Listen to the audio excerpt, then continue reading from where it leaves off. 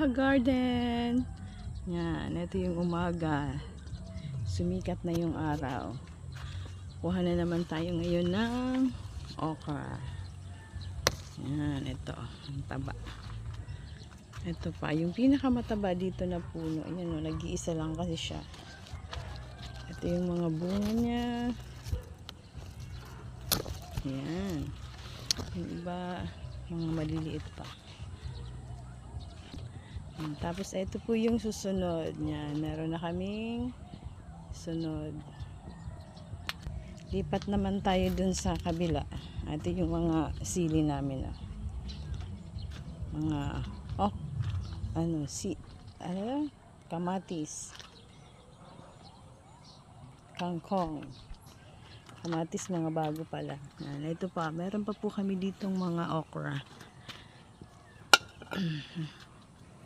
Tamang-tama ito ngayong umaga.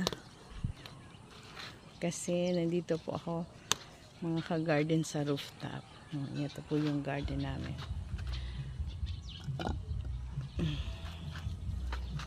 Yan, manguha tayo. Ito yung kanyang flower. Ay nako, hindi kaya mahulog. Yan, ang lalaki.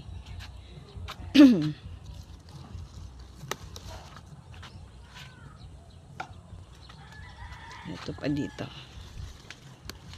Yan. Malapit na tong malapit na mapuspos. Yan, tanda na rin. Saan pa ba? Ayan, ito. Okay. Ito, maliit na siya. Tsaka, saan pa ba? Ay, dito pala meron ng pangtanim mo. Yung sunod. Yun yung mga hindi nakuha, mga nalipasan. Yan, eto na po siya lahat. Ang dami. Tamang-tama na sa breakfast. Eto, meron na rin po ditong susunod. Mga namumulaklak na siya.